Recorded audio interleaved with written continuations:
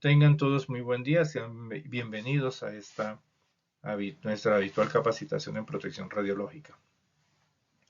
Desde SEGRAD y Dosimetría Personal les extendemos una cordial bienvenida y estamos muy contentos en poder llevar por tercer año consecutivo estas capacitaciones a todos nuestros usuarios, a todos nuestros clientes y a la comunidad en general. Este programa está abierto, es de manera gratuita, para que todos aquellos que estén interesados en conocer algo de protección radiológica puedan acudir a ella. El tema que tendremos hoy es sobre los controles de calidad de equipos de rayos X clínico. ¿Por qué es tan importante el control de calidad? Cuando hablamos del control de calidad de equipos de rayos X clínicos o del control de calidad de rayos X, lo decimos muy comúnmente, lo que estamos hablando es de los procedimientos que se van a hacer para poder garantizar que un equipo de rayos X funcione de manera correcta, adecuada, y que me genere unas imágenes que sean completamente apropiadas, óptimas, ya sea para diagnosticar, para planificar un tratamiento o en su defecto también para guiar un procedimiento.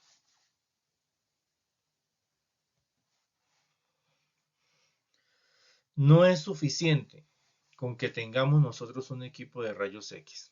A ese equipo hay que hacerle unas evaluaciones. Nosotros debemos pensar siempre en el servicio que estamos prestando.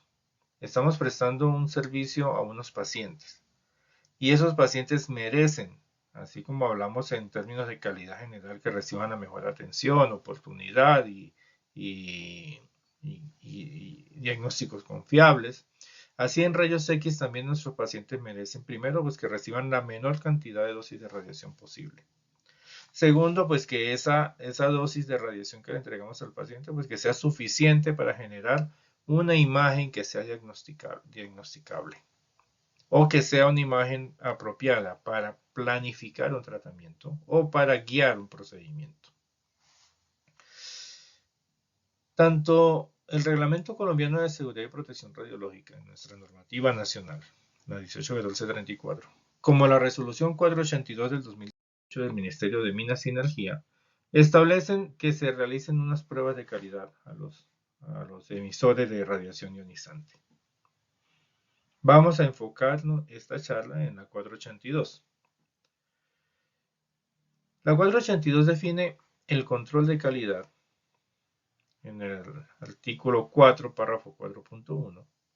Dice que es el control periódico de los diferentes parámetros de funcionamiento de los equipos generadores de radiación ionizante, de los sistemas de simulación, de adquisición de imágenes, de cálculo de dosis, de medida de radiación y de las unidades de tratamiento para comprobar que su desempeño durante la puesta en servicio se mantiene dentro de ciertos límites de tolerancia en relación con los valores definidos como línea de base. Desglosemos cada parte de ella. Dice, es el control periódico. O sea que hay una periodicidad en la que yo me debo ajustar para hacer esos controles. Si vamos a los protocolos internacionales de controles de calidad, hay pruebas semanales, incluso hay algunas pruebas pequeñas diarias que hay que hacer, pruebas mensuales, pruebas anuales. Nuestra legislación establece únicamente cada 2 años, entonces por lo menos esta periodicidad debe hacerse de cada 2 años, por lo menos para cumplir con nuestra reglamentación. Pero si tenemos un sistema de garantía de la calidad en protección radiológica, nosotros pues nos ceñimos a los protocolos internacionales que son más estrictos en cuanto a la periodicidad, metodología, en fin. Entonces, en cuanto a periodicidad, pues nos ceñimos a unos controles de calidad que deben hacerse con menor periodicidad que solamente 2 años. ¿Qué vamos a evaluar? Los diferentes parámetros de funcionamiento de los equipos. Es decir, que al equipo le debe funcionar todo.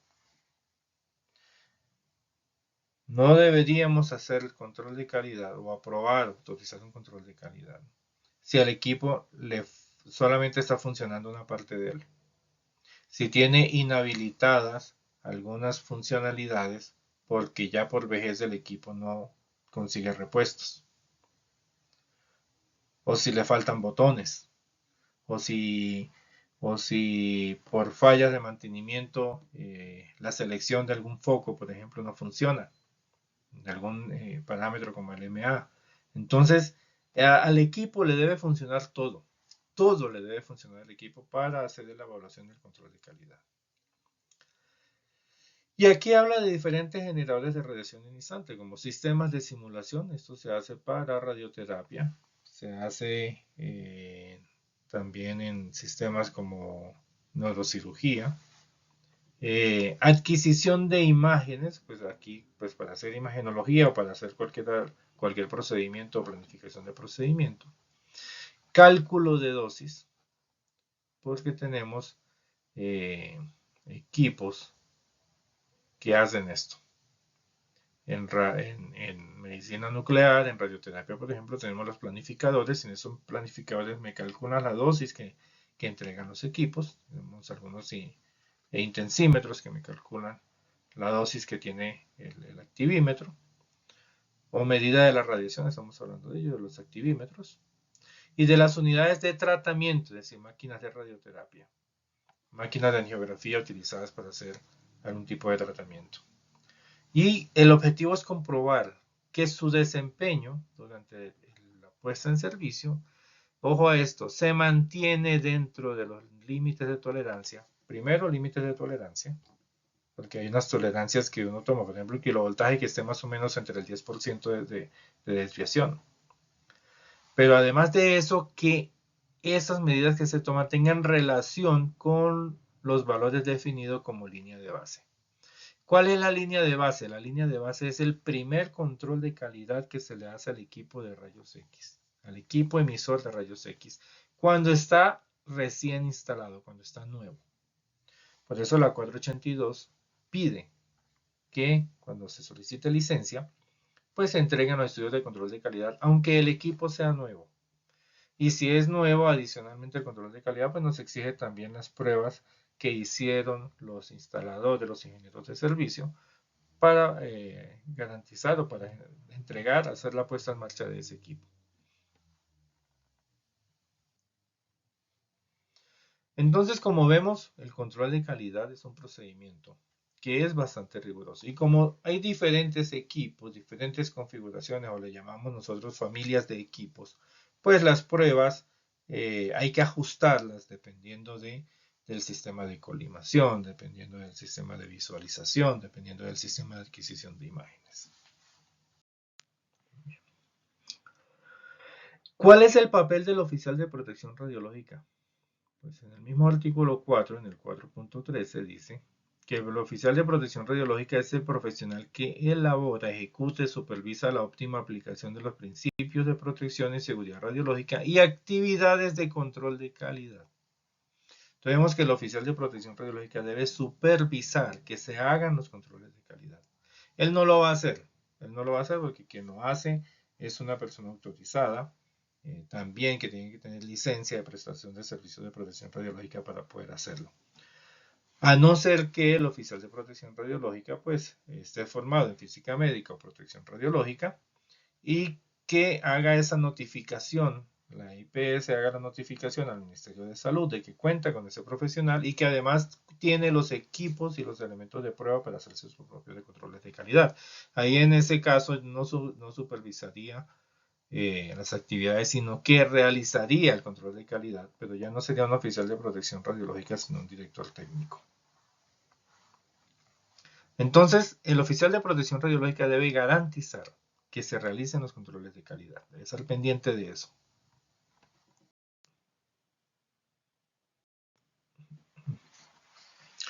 ¿Qué se define como protocolo de control de calidad? Pues el documento técnico en el que se establecen cuáles son las pruebas que se van a realizar.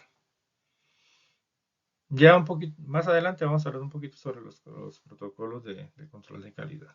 Ojo a esto, el artículo 13, en el parágrafo dice: los informes de control de calidad realizados a los equipos generadores de radiación ionizante tendrán una vigencia de 2 años, contados a partir de la suscripción del respectivo informe.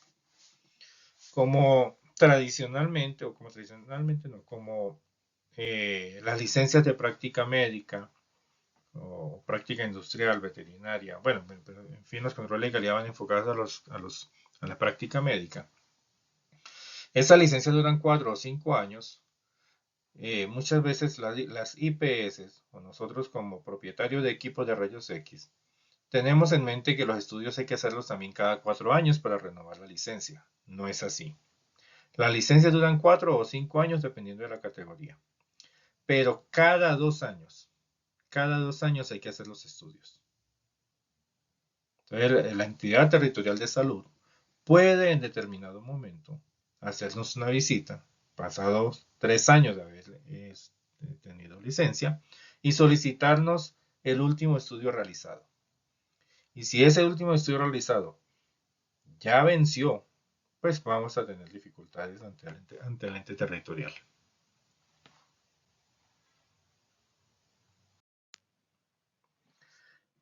Entonces, para hacer la solicitud de licencia, la misma resolución 482 establece para práctica médica categoría 1 en el artículo 21, numeral 21.5, dice que hay que entregar un informe elaborado y suscrito por la persona natural o jurídica que haya obtenido la licencia que refiere el capítulo 2 de este acto administrativo.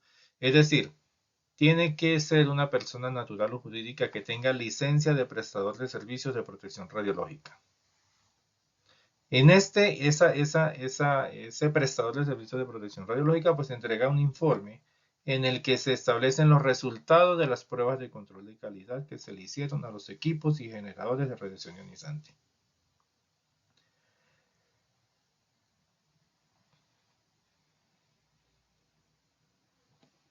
Y para categoría médica 2, pues dice lo mismo. Informe elaborado por la persona natural o jurídica que haya obtenido licencia. O sea, el prestador de servicios de protección radiológica debe entregar un informe donde consten, donde se establezcan los resultados de las pruebas del control de calidad aplicado a los equipos de generadores de radiación ionizante. Y dice que para la realización de estos informes, pues se deben tener en cuenta los protocolos de control de calidad dispuestos en el artículo 14 de esta resolución. Y el artículo 14 de esta resolución dice lo siguiente. Dice que el Ministerio de Salud va a expedir los protocolos de calidad. Pero esto fue en el 2018. Ya estamos en el 2023 y no se han expedido los controles de calidad. Entonces dice que mientras el Ministerio de Salud establece cuáles son los protocolos que vamos a utilizar, pues tenemos que utilizar los protocolos ARCAL 49 y el TECDOC 1151. Pero ojo, aquí hay algo que a veces pasamos por alto. Dice, entre tanto se aplicará como mínimo. Esto es bien importante. Esto es muy, muy importante, ¿cierto? Porque es que aquí dice como mínimo y el ente territorial lo puede asumir, o a veces nosotros lo asumimos, que este es el estándar. Pero es que como mínimo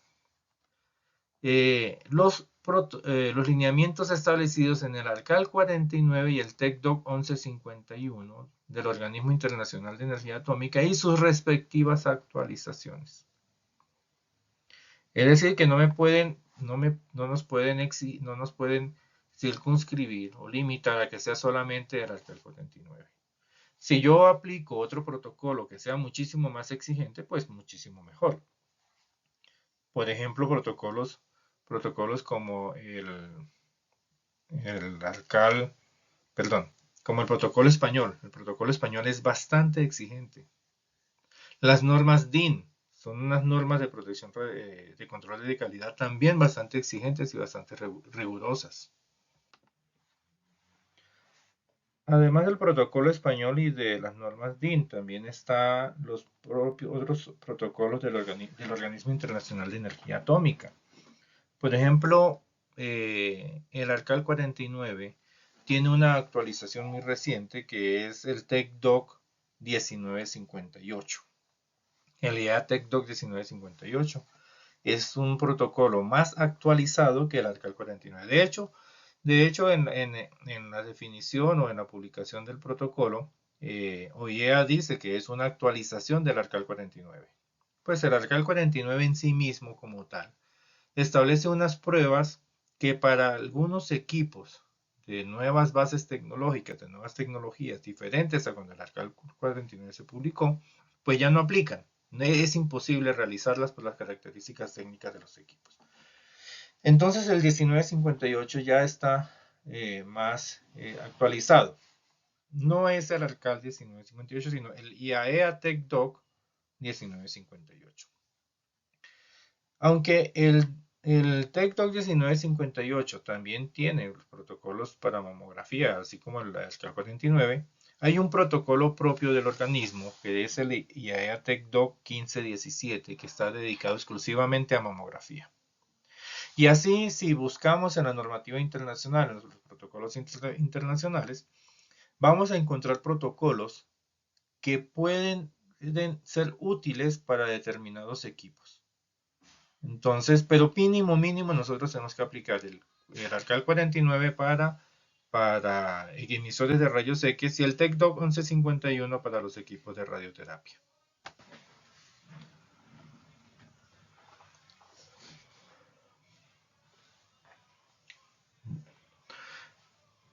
Si tenemos dudas sobre cuáles son las pruebas que deben realizar, pues hay un documento también del Ministerio de Salud que se conoce como la Guía Instructiva para el Licenciamiento de Equipos de Radiodiagnóstico. Y también existe otra que es la Guía Instructiva para el Licenciamiento de Equipos de Radiología Oral, para procedimientos odontológicos. Allí establecen cuáles son los requisitos, todos los requisitos técnicos que tienen que ver con la 482 y al final hace un resumen o hace un listado de cuáles son esas pruebas que se deben hacer a cada uno de los equipos. Entonces, por ejemplo, miremos así por encima, leamos cuáles son las pruebas que nos piden. En radiografía general nos piden hacer un levantamiento radiométrico, la radiación de fuga, la perpendicularidad del rayo central y coincidencia del campo luminoso con el campo de radiación, la exactitud y repetibilidad del valor nominal de la tensión del tubo, el rendimiento y la repetibilidad y linealidad de la exposición, la exactitud y repetibilidad del tiempo de exposición, la repetibilidad del CAE, la capa hemirreductora, el punto focal, la resolución de alto contraste, bajo contraste y la dosis en superficie del paciente. Miren, hagamos como un breve recuento de qué es cada una de ellas. Ojo, aunque aquí está el listado de pruebas, no necesariamente todas las pruebas se tienen que hacer porque hay equipos que no tienen que por las características de fabricación o de diseño o por el tipo tecnológico al que pertenece, dado que puede ser una generación tecnológica mucho más superior que las anteriores o muy vieja, entonces algunas pruebas no son posibles hacerlas.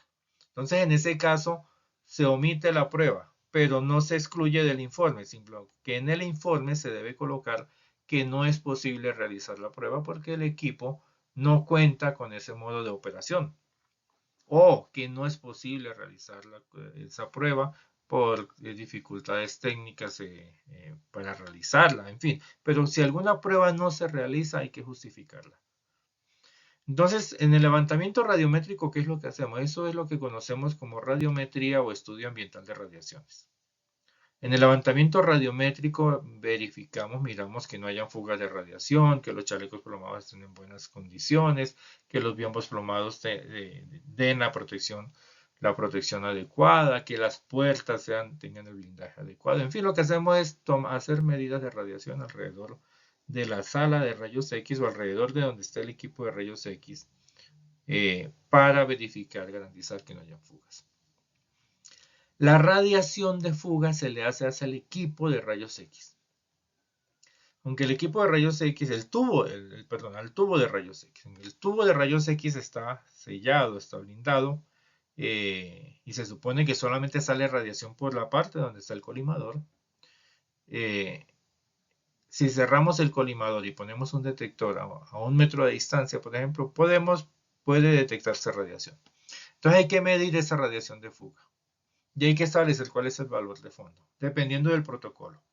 Si utilizamos el protocolo Alcal 49, dice que 1 milirem a 1 metro de distancia, esa es la tolerancia máxima. Si vamos a utilizar el 1958, pues también habla de 1 milirem o 1 milisievert. El protocolo español lo usa en tasa de dosis, dice 1 milisievert hora a 1 metro de distancia. Entonces la radiación de fuga hay que establecerla, hay que medirla. O sea, se cierra el colimador, se pone el detector a 1 metro de distancia del tubo y se mide esa radiación de fuga. La perpendicularidad del rayo central y coincidencia del campo luminoso con el campo de radiación, prácticamente lo que vamos a mirar es que el centro del campo de radiación sea completamente perpendicular a la mesa o al plano del detector. Y que lo que ilumina el campo, cuando vamos a tomar la radiografía, prendemos una luz que se enfoca sobre el paciente. Esa luz, el área que ilumina esa luz, coincida con el campo de radiación. Miramos la exactitud y repetibilidad del valor nominal de la tensión del tubo. O sea, miramos que si yo coloco determinado voltaje en la consola de control, ese mismo voltaje con una tolerancia de más o menos el 10%, dependiendo del protocolo que utilicemos, pues se debe reproducir. También debe ser reproducible el tiempo de exposición. Entonces tenemos detectores que me miden si el tiempo que yo programo en la consola de control coincida con el tiempo que dura el equipo irradiando.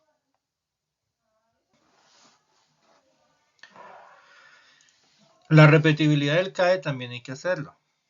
No todos los equipos cuentan con el CAE. Entonces, si un equipo no cuenta con el CAE, no quiere decir que el equipo no esté óptimo, que no sea un equipo apropiado, sino que por la tecnología que posee no tiene CAE. El CAE es un control automático de exposición. Este procedimiento o esta funcionalidad está en los equipos que son completamente digitales. En los equipos convencionales y en los equipos digitalizados generalmente no lo posee, a no ser que compren algunos aditamentos especiales que le permita hacer eso. Bien. Miremos otras pruebas. Bueno, el punto focal es para mirar pues, el tamaño del punto. Está más o menos entre 0.6 en foco fino y entre 1.2 y a veces hasta casi 2 en foco grueso. Miramos las resoluciones tanto de alto como bajo contraste, o sea que se puedan definir o identificar estructuras que estén muy cerca unas de otras. Y medimos la superficie de la dosis en la superficie del paciente. En radiografía oral, si ven, pues tenemos prácticamente las mismas pruebas, ¿cierto? El levantamiento radiométrico, la radiación de fuga, el sistema de colimación, verificar el tiempo de exposición, la repetibilidad de la tensión, KPM reductora, la rendimiento, repetibilidad y linealidad de la exposición. Esta prueba sí es únicamente de los periapicales cuando se revelan con líquidos, que la caja de revelado sea completamente hermética. Es decir, que a la caja de revelado no le entre luz, que las placas radiográficas no sean veladas por efectos de que haya luz que entre en la caja. La caja tiene que estar guardada, tiene que estar ubicada en un sitio especial de baja luminosidad o que esté cubierta adecuadamente para que no le entre luz en el momento de hacer el revelado de la placa. Se verifica también dosis centrada en la piel y se evalúa la calidad de la imagen en radiografía oral.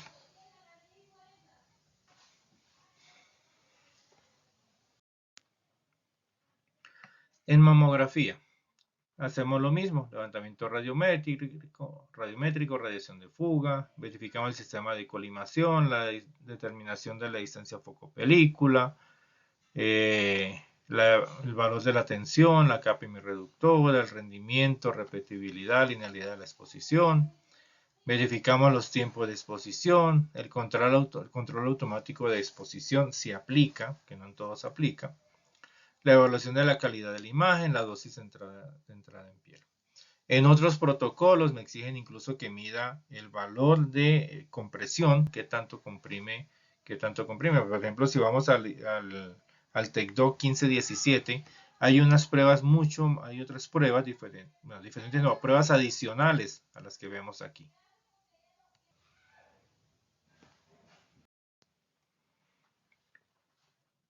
Bien, y así en todas las pruebas, si ustedes verifican ese documento, y bueno, aquí pueden pausarle y pueden leer las pruebas que están aquí listadas, pero vemos que en casi todos hay pruebas que se repiten para todos, ¿cierto? En algunos de ellos hay algunas pruebas adicionales por la característica del equipo.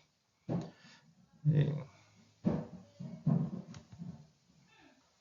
Por ejemplo, en este equipo, en los de fluoroscopía, como los arcos Sensei y los que se utilizan como fluoroscopios o telecomandados, pues además de las pruebas que ya vimos, tenemos que mirar la linealidad, la tasa del Kerman-Aire y el rendimiento del tubo, pero es solo para este tipo de equipos.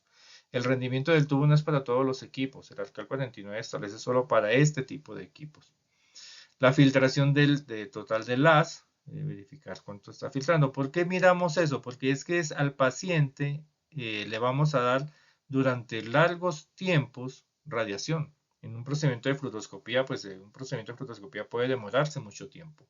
Entonces hay que evaluar, hay que estar bien seguros de qué tanta radiación produce, por decirlo de alguna manera, es decir, qué tanta energía entrega ese equipo al paciente. Aunque aquí hablamos de Kerman-Aire, la tasa de Kerman-Aire es una medida indirecta también de la dosis que recibe el paciente, de la dosis que recibe el paciente.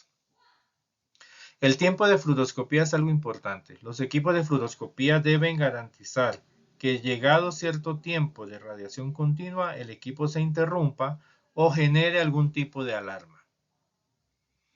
Aquí ya no hablamos del control automático de exposición, sino el control automático del brillo, por el tipo de tecnología también. En el control automático de exposición, lo que tiene el equipo es una serie de detectores, de detectores de ionización que me determinan qué dosis está recibiendo para poder generar una imagen. La dosis mínima que necesita para generar una imagen. En el control automático del brillo, pues son detectores de centelleo que me producen luz y esas luces y esas por efecto fotoeléctrico me produce otro fenómeno en cascada de electrón hueco. Entonces aquí lo que hacemos, lo que hace el equipo es determinar cuál es la luz necesaria, mínima necesaria para producir una imagen producida en el detector. Entonces lo que hace es una medida indirecta del control automático de exposición, donde no me está midiendo dosis, sino que me está midiendo intensidad de luz que necesita. Y esos equipos generalmente son equipos automáticos, como el Arco en C, por ejemplo, donde yo lo único que tengo que hacer es irradiar y el equipo automáticamente ajusta los parámetros de radiación. Y los va ajustando dependiendo de la zona del paciente por donde me voy moviendo.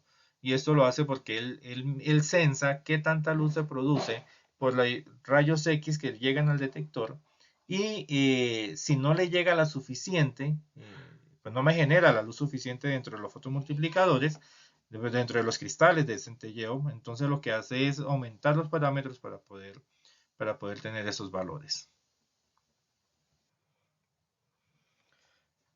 Miramos las tasas de dosis a la entrada de la piel del paciente, la dosis en la entrada del intensificador de imagen, eh, la escala de grises en el monitor, la resolución de alto y bajo contraste. Entonces, pues las pruebas prácticamente son las mismas.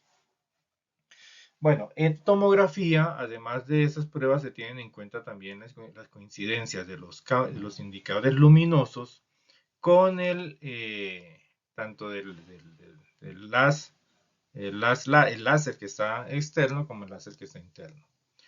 La alineación de la mesa con el gantry y la coincidencia del indicador luminoso con el eje sagital con el eje longitudinal de la mesa. Porque tiene que estar completamente alineado, si no esos desplazamientos no van a ser, me van a posiblemente generar artefactos. Se verifica la angulación del gantry, que coincida, que si el gantry me está diciendo que anguló 5 grados, efectivamente sea 5 grados lo que se ha angulado, que el desplazamiento de la mesa, o sea, vemos aquí otras cosas más mecánicas, porque como es una imagen que se está tomando mientras el paciente se está moviendo, entonces esos movimientos deben garantizar que me permitan tomar el espesor de corte adecuado a la distancia entre cortes seleccionados, en fin. Entonces, por esa razón hay unos valores distintos. Hay que verificar la relación señal-ruido, la uniformidad del CT, del número del CT, el tamaño, el algoritmo de reconstrucción. En fin, todo esto son medidas adicionales, pues porque ya el tomógrafo tiene una tecnología diferente. Tiene una tecnología adicional que también es necesario revisarla y que de ella depende mucho la imagen, la calidad de la imagen obtenida. Miremos algunas pruebas de ellas, no las vamos a mirar todas, pero sí algunas. Entonces, en cuanto al levantamiento radiométrico, pues, ¿qué es lo que hacemos? Lo que hacemos es tom tomar ciertos puntos claves alrededor de la sala donde está el equipo de rayos X. Entonces, aquí este es el esquema de un tomógrafo. Aquí tenemos el gantry, la mesa radiográfica, aquí está la cabina de control, el vidrio plomado, la puerta por donde el tecnólogo va y viene a la sala de rayos X, la puerta de ingreso de los pacientes. Ya hemos definido que esta es la zona controlada y que aquí hay una zona supervisada al ingreso. Establecemos cuáles son las áreas que colindan con la sala y tomamos medidas de radiación. Entonces definimos estas letras que vemos A, B, C, D, bueno, aquí me faltó la C, pero bueno, A, B, D, E, hay dos puntos E y F. Bueno, estos puntos son puntos de medición, donde uno se ubica y mide. Genera una planilla y en la planilla pues va colocando en el punto A, medita el valor. Uno puede medir en tasa de dosis o puede medir en exposición, pero de acuerdo al protocolo, al ARCAL 49, o para ceñirnos a los límites ocupacionales de dosis, lo ideal es medir en tasa de dosis. Entonces, midiendo en tasa de dosis, debemos proyectar, dependiendo de las zonas, de las áreas en las que estamos midiendo, si esa dosis proyectada a un año garantiza los límites de exposición al público o los límites para zonas controladas y zonas supervisadas. En zonas controladas y zonas supervisadas, en zonas donde hay trabajadores ocupacionalmente expuestos o zonas que hemos declarado como zonas supervisadas, pues el límite anual no debe exceder 5 milisievert al año.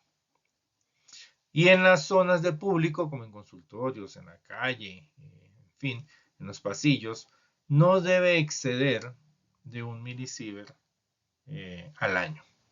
Entonces son las restricciones de dosis que se deben tener y lo que uno debe evaluar cuando hace la medición de la dosis.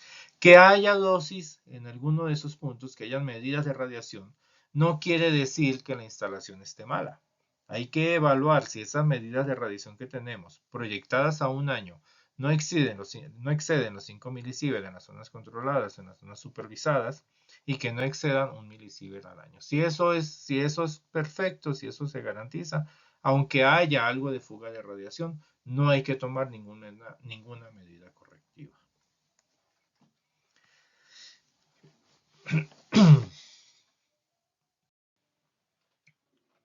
Miramos el sistema de colimación. ¿Qué es lo que se pretende con el sistema de colimación? Lo que se pretende es verificar que lo que el equipo irradia, perdón, lo que el equipo ilumina sea exactamente lo que irradia. Estas herramientas que vemos acá, ojo, no son siempre las mismas herramientas, varían. Yo he colocado aquí unas de las tantas herramientas que se pueden utilizar. Esta herramienta es una lámina de cobre de 1 milímetro, tiene ya algún estampado, tiene un recuadro y una escala, tiene aquí también unos circulitos dentro en todo el centro del campo. Tenemos un vaso de PMMA con dos punticos en todo el centro, arriba y abajo. Esto es un nivel. Este es un nivel que me permite poder ubicar el equipo en la mesa y garantizar que esté perfectamente nivelado. ¿Qué es lo que se hace? La prueba se hace colocando esto en la mesa de radiación o sobre la placa, sobre el chasis directamente.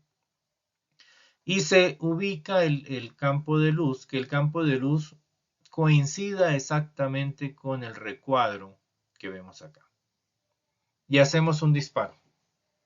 Por ejemplo, más o menos 60 kilovoltios y 8 MAS se puede utilizar para eso. Vemos aquí el centro, en el cruce de los ejes, allí colocamos este vaso para que el centro se ubique allí también. Bueno, el nivel es solamente para efectos de nivelarlo, el nivel lo tenemos que quitar después. E irradiamos. Entonces aquí están la ubicación, ¿sí ven? Colocamos el vaso aquí en el centro, alineado con el centro de radiación del equipo, el detector, el chasis, ¿cierto? Esta es una forma de hacerlo. La otra forma de hacerlo es poniendo el elemento, la lámina directamente sobre la mesa y el chasis pues abajo en el portachasis debajo de la mesa. Si no contamos con esto, podemos usar monedas o podemos utilizar elementos radioopacos. Entonces, la idea es que lo que yo coloque dentro como elemento de prueba me permita evaluar hasta dónde llegó el campo de luz y cuando yo irradie, que me compare que lo que yo irradié sea exactamente lo que en el campo de luz se manifestaba que se iba a irradiar o mostraba que era lo que se iba a irradiar. Entonces aquí colocan doble moneda, doble moneda, doble moneda y el campo de luz pasa exactamente por la mitad, o sea, por entre las dos monedas. Esta moneda aquí es simplemente una moneda de referencia para después cuando veamos la placa radiográfica nos ubiquemos en qué parte está. Usamos una exposición pequeña porque aquí no hay ningún elemento. No hay ningún elemento, el chasis pelado prácticamente. Miramos las placas y tenemos que ver esto. Bien, lo ideal es que se viera todo del mismo tamaño. Aquí hay un ligero corrimiento del haz, un desplazamiento del haz. El haz no es exactamente perpendicular al plano de la mesa, pero está dentro de la tolerancia porque las dos esferitas, estas pequeñas que vemos acá, estos dos punticos blancos, están dentro de los dos círculos concéntricos que se encuentran aquí. Ya estando, desde que no se salga del segundo círculo concéntrico, pues me estoy diciendo que está dentro del 3 grados de desviación, que es más o menos la tolerancia que se admite. Cuando es exacto, cuando es perfecto, nos da un solo punto y la imagen pues no se elonga de un lado, sino que el Phantom me va a generar todo un círculo, un toroide bastante bien definido, homogéneo. Vemos que el recuadro que está aquí, este recuadro que está aquí, ese es el mismo recuadro que vimos de la placa y vemos que coincide exacta con el campo de radiación. O sea que el campo de luz y el campo de radiación son perfectos, coinciden bien. Esta radiografía es la que obtenemos cuando no tenemos la plaquita. Entonces lo que se hizo fue colocar monedas, monedas, monedas y en esas monedas pues irradiamos. Iluminaron de tal manera que el campo de luz pasara exactamente por entre las monedas. Irradiaron y vemos, bueno, hay una ligera diferencia, una diferencia muy pequeñita. Aquí está la moneda de pruebas, aquí está lo que estaba del lado izquierdo hacia afuera. Eso para ubicar. Entonces, incluso si no se quiere poner tantas monedas, se pueden poner 4 monedas nada más en todas las esquinas. Y el campo de radiación debe pasar exactamente por las esquinas. Lo que importa es tener elementos que me permitan a mí definir hasta dónde iluminó el campo de luz y que al irradiar pues me quede el registro de hasta dónde llegaba el campo de luz y pueda compararlo con el área que irradió el equipo.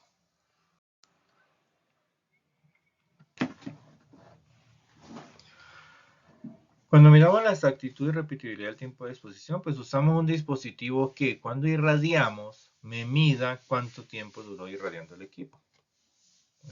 También hay equipos de este tipo que me miden cuando irradiamos, pues qué kilovoltaje también tiene el equipo.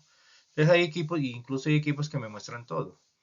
Hay unos equipos que me muestran la dosis que entrega ese paciente. Muestra el kilovoltaje que tiene el tubo, que tiene el láser rayos X. Muestra el tiempo que demoró irradiando y me muestra la capa de mi reductora de una vez. Entonces, hoy en día tenemos muchos instrumentos que me permiten hacer esas mediciones, no necesariamente como lo dice el Alcal 49, sino que ya son equipos tecnológicos de detección que me permiten hacer todo ese tipo de evaluaciones con pocos disparos, protegiendo el tubo de rayos X y generando menos radiación al momento de hacer las pruebas.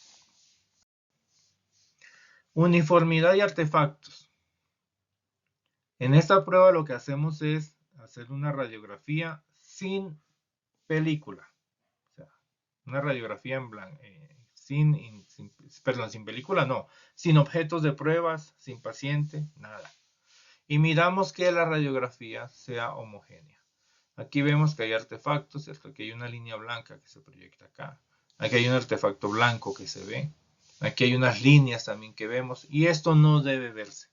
Cuando uno hace una exposición, uno usa más o menos una técnica de mano, una técnica bajita para no dañar el detector, y va y procesa la imagen, debe ver un gris homogéneo en toda la placa, en toda la imagen. Si no vemos esa homogeneidad, sino que vemos esos patrones aquí, estos ya son artefactos que se presentan y que hay que buscar la causa. Puede ser suciedad en los folios, puede ser daño en el cabezal del lector, puede ser deterioro de los chasis. Los chasis si se maltratan, se rayan, también me pueden generar una serie de artefactos al momento de visualizar la imagen. Tenemos la resolución de alto contraste, pues podemos ver pares de líneas, podemos ver algunos numeritos. Este no es el patrón, el único patrón. Como les digo, hay muchos patrones. Hay muchos patrones que sirven para evaluar lo mismo. Ese es uno de los tantos ejemplos que hay. Entonces lo que miramos es que me permite visualizar con el alto contraste, con una alta resolución, una técnica alta. Vemos que son muy nítidas, pues los pares de línea, los números, todo lo que va. Entonces lo que hacemos es identificar cuántos pares de línea estamos viendo. Generalmente casi que todos los patrones que vemos aquí es con pares de líneas.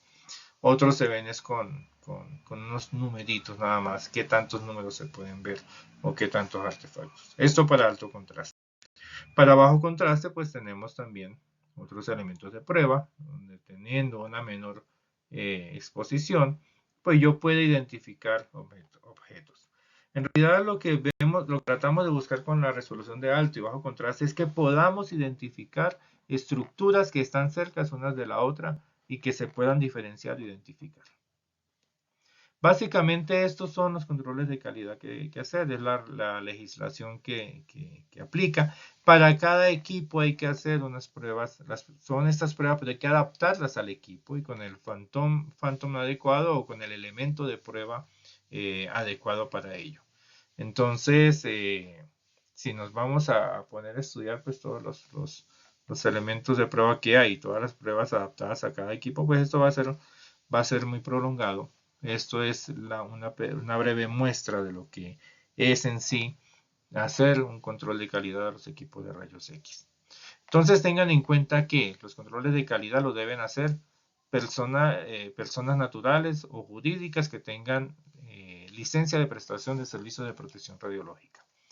Que el oficial de protección radiológica debe supervisar estas pruebas y garantizar que se hagan. Que se necesitan para hacer la solicitud de licenciamiento y que se deben hacer cada 2 años. Como mínimo, eso es lo que establece la norma.